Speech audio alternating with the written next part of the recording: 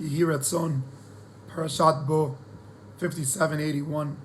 Belimud, Shebila Refuat Kol HaCholim, Ubetocham Tanya B'Toda Magalit, Yosef Yair ben Aviv Achava, Harav Sivan ben Sima, B'toch Kol Shar Cholei Yisrael.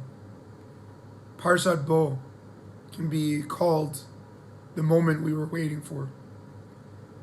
The exile doesn't seem so long when we read it in Sefer Shemot, but in reality, it was very, very long. Very long. 210 years of a constant feeling of, is it over? Is it over? And it just continues. The darkness continues. And then the moment that we're waiting for comes.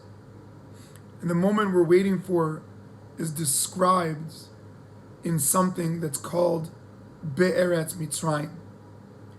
And the Torah emphasizes that when Hashem speaks to Moshe and Aaron and reveals to them the message that exile is really done and we're really going to go out of the darkness, the message is said to them, Be'eretz Mitzrayim. And the obvious question is, what's the need to emphasize where they were? We know. There's no question. We didn't think that they were in Africa or, in Afghanistan. We know that they're in Mitzrayim. And so what does this mean that Hashem spoke to them, Be'eretz Mitzrayim? And it might teach us that there's a very strong message being given by Hashem. The message is that Hashem specifically speaks about redemption in the place of darkness and not after. We might have thought, Hashem, get us out, do Makat Bechorot, and let's speak about redemption later.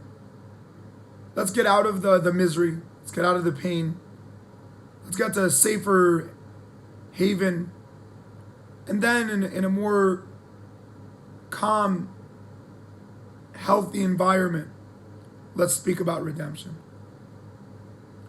But the message of Hashem is the opposite.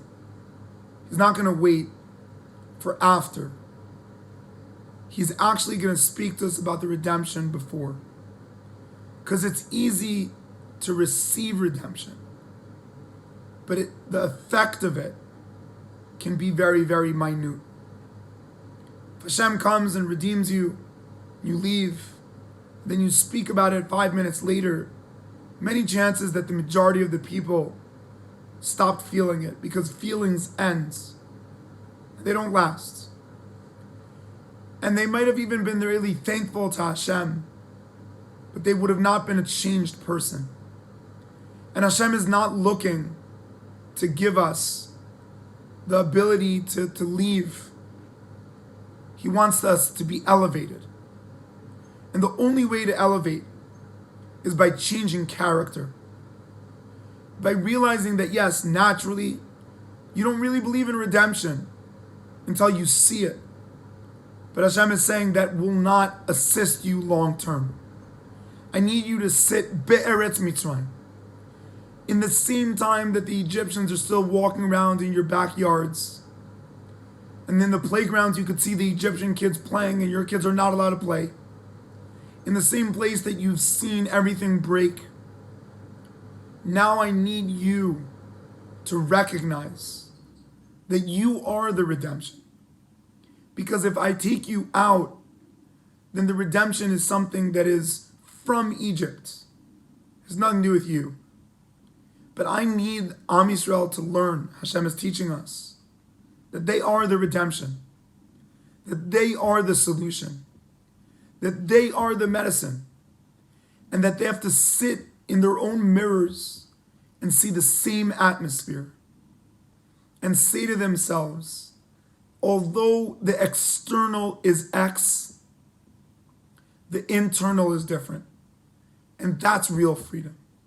The ability to separate between the external Eretz Mitzrayim and the internal HaChodesh Hazeh Lachem.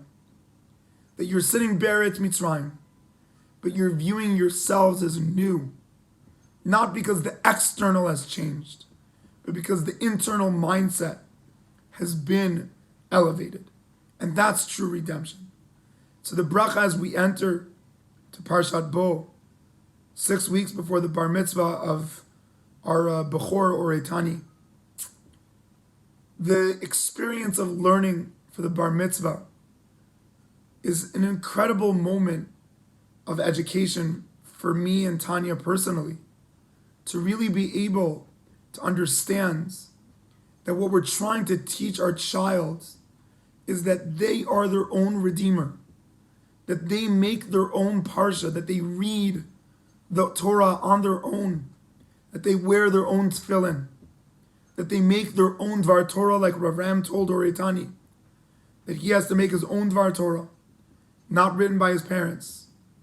And this experience of giving the person the freedom to redeem themselves is a great message for the future of Am Yisrael, to not look for an external redeemer, but to ask ourselves, what can we do to look at ourselves, although the external might be really broken, that the internal is something that could shine so strong that I could elevate the brokenness and not just run away from it.